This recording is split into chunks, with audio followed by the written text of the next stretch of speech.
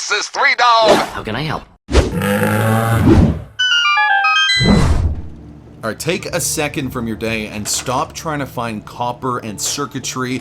You're never going to build that house you want in Fallout 4.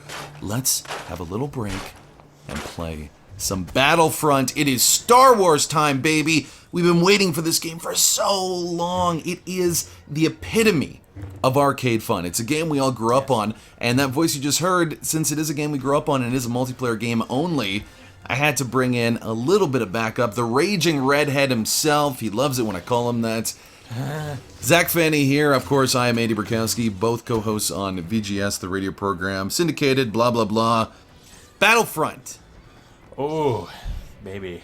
We've been looking forward to this for a long time. Oh, yeah. We played the shit out of that beta. We did indeed. Yeah. And of course the other games, Battlefront 1 and 2. Yeah. Like that was our childhood for a lot of us. Like yeah. For people our age, that is how we were introduced. We got the Steam sale of the old Battlefronts and realized some things are best kept hidden, buried within childhood. But anyways. Yeah, well now we can actually have our nostalgia. We can get back and feel that again. And first question, did you feel that same feeling that you got from the first two?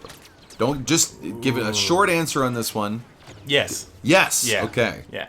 I'm gonna say no because if we both said yes, this would not be interesting. Well, in that case, I want to be the no person. Okay, so I said no. Why do you think you grabbed that? Why I said yes?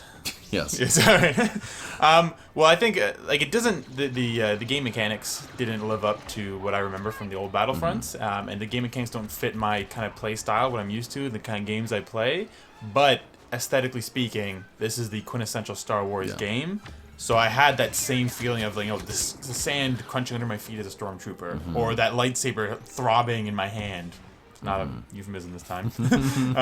And it gave me that feeling again, even if some of the game mechanics were a little frustrating and whatnot. But I did have that feeling again. I had it in the beta, and seeing all the variety that's available now through the actual game is really thrilling. So I'm going to be getting my money's worth. My biggest gripe, honestly, just at this point, is the fact that they don't have more of a utilization of the split screen. Because you and I played a lot of split screen fun. And for me, the game plays pretty well. Again, I don't mind so much the run and die, respawn mechanic. That's okay with me. Yeah, I know you don't like it.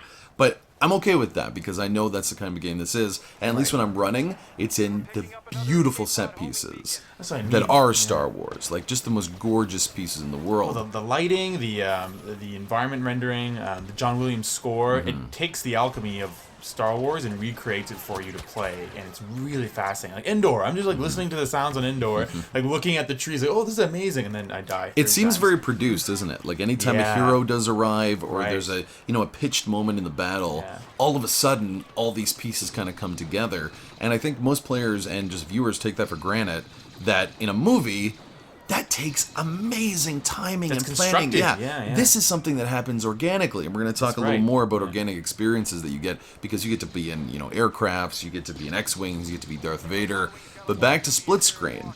This is the type of game I want to sit on my couch with some buddies, pass around the controller, and have fun. Well, I don't remember playing Battlefront by myself. No, ever. Never. It's always I have the memory of split screen, right? And in this experience, we did play a lot of modes, a lot of hero modes, a lot of survival modes, and they were fun. We had most of our fun when we were two different heroes battling each other. Luke Skywalker versus the Emperor. We did, and that was hilarious. And Vader fights, they're fun. Right. But it is very much like a Tekken kind of arcade slamming button sort of thing. What they don't have, and which they really need to, is split screen online multiplayer. Yeah, I was really disappointed by that. I already set up plans with people they'll come over and play split screen online multiplayer, do the Walker Assault, the droid run, the massive supremacy battles, 40 people playing, that would be so much fun to do on a couch, but through online multiplayer, and that's simply not available. It isn't, and it's not even half the game. Yeah, I think that's a big problem. But then again, they want other people to buy this game, because you and I, we're both going to get the game and have that kind of experience. We won't be sitting on the couch together. But it is something that is a huge point against a game that I think functionally really works well. You look at the animations, there is something really visceral about shooting dozens of stormtroopers and seeing them fall. Meticulously, even the types of blasters and the blaster noises themselves, it all is so meticulously detailed and wonderful. It's just, again, the game mechanics and what you can do and the game itself doesn't quite live up to. Why don't you think it lives up to it? Well, the lack of split-screen online multiplayer and some of the lack of strategic complexity in the actual modes. That's when the game is at its best, right? Is when you have objectives, like even when you're playing Fighter Squadron and you're just playing as ships flying around the atmosphere, it's best when there's an objective, right? Destroy this craft, protect your craft, there's something to do. The worst is the battles, the very... Blast. The firefight. Which is death match. Just the death matches, where you're just running around aimlessly, spawning, dying, running. Like, there's no real objective to coalesce these massive numbers of people around a single goal. Right? And narratively, that's not what you think of when you think of Star Wars, No. right? Like, you need to have some kind of higher meta objective. Because that's, you're doing a walker assault. You're trying to stop this from happening. That's one of my favorite ones, right? Is Yeah. the Walker Assault, because it's so... I don't like that they rebalanced it for the Rebels. It was hard for the Rebels, right? Was so 'Cause it's supposed to be difficult, right? And it was really cool. And those organic experiences that arise when you realize, the AT-ATs have their shields down, and then everyone just comes together in a line and starts shooting the AT-ATs to kill it, and you're not communicating with anyone, but that's all happening because you have that strategic objective, and it kind of changes your playstyle as well, right? Like, I need to go and do this, so I'm going to sneak around this way, and I know they're probably going to come this way, and so that's where you start to have the strategy involved. And you can create your own kind of internal narratives where you and I would be partners, exactly, and we would try to get to those objectives. And then, shit, it's Darth Vader on the field, we got to go do this now. That's the best. At its worst, it's just when you're running, gunning, dying, and respawning. Well, I think constantly, I think the best, and we'll get to that right now.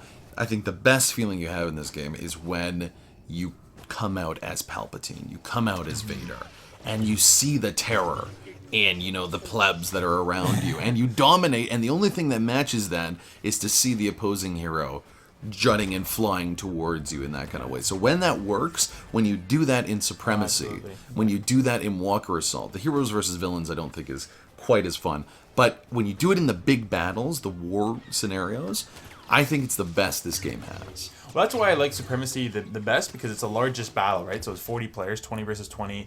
You have the airships, you have the heroes, so every Tons element of the power-ups, war yeah. is there. And so you'll have a really, like the Walker Assault, really high-pitched battle, and everyone will be going crazy. And then all of a sudden you're like, I just got Darth Vader. And you'll walk onto the field in a frenzy that's already happening. And again, you'll start fighting and killing enemies, and you'll change the kind of pitch of the battle around you, and it's really, really fascinating because you have all those objectives and different dynamics and power-ups that add a lot of different elements that increase the likelihood you're going to have really good organic gameplay experiences, right? And I do like that. Those. I like that they tried to make it organic in even the way that you develop your skills. Yeah. I think of like a Call of Duty where you can adapt and change everything on your gun, and I don't know what any of them do. Yeah, and it's just so complicated. Yeah. This one's simple. You got 3 cards of items you can use. Right. And you have like 12 guns that you get as you play the game. Yeah. And Boom, it's very fun. clear what they all do differently. Yeah, blasters, there's attack, there's power, it works easily, and you want to gain some more of that money so you can get new ways to play. Yeah. You want to have fun, and I think they could have made a really bad move if they made it more complex. I think some intense shooter fans might not like it as much, and maybe that's the issue, that if this game didn't have the Star Wars motif, I wouldn't be touching it. Me neither. Absolutely. Yeah. Because I don't think it's hardcore enough for the hardcore shooters. Right. And it's a little too fast-paced and confusing for the old fuddy-duddies like us. Yeah. That get confused and run into walls when we play games like this. That's a nicely rendered tree. Don't! So it is, overall, what would you rate this experience? Give it a number. You got to throw one out there. What do you say? Out of 10, I'd say probably a 7. 7 out of 10. Zach Because Fanny. of Star Wars. Because of Star Wars, it would have been worse if they Yes. didn't have the Star Wars. I'm going to be a little more diplomatic. I think there's an 8 here, and I think we're really going to see... This is our first impressions. This is you and me playing with a couple hundred other reviewers around the world. Once there's thousands of people, I think that'll change. But for your first impressions, for the first week, get ready to get an experience that maybe doesn't quite live up, but you can always be Darth Vader. I'm Andy Rakowski. I'm Zach Fanny. And this is VGS.